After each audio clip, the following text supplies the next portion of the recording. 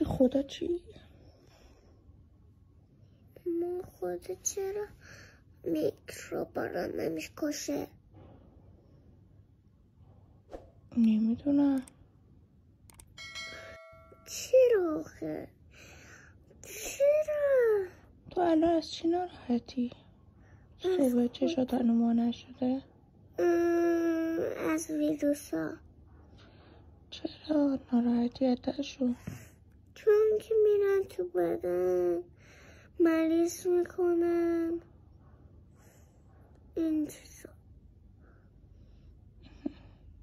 الان دلت درد میکنه؟ دندان؟ بله. لباس کی پوشیدی؟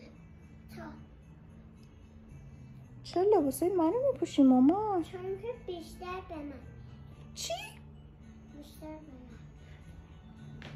بلند بگو چی گفتی؟ بیشتر به من میاد. بیشتر به تو میاد؟ کی به تو گفته بیشتر به تو میاد لباسای من؟ پس منم برم لباسای تو رو بپوشم؟ به من بیشتر میاد. ستاره های خرگوش کوچولو چند تا هن؟ یکی، دو تا، 5 تا، 6 تا، 7 تا، 4 تا، 7 تا، 6 تا، 7 تا، 6 تا، 7 تا، 6 تا.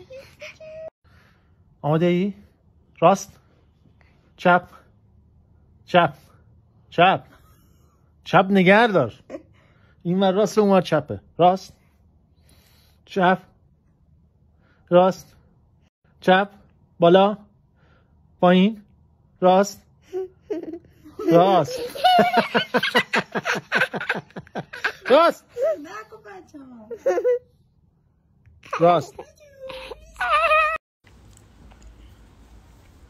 گندم لباسش چطوره؟ خوبه؟ راضی؟ تمام رنگ بندی استفاده میکنی ها؟ خب من مردم واسه زنبورت.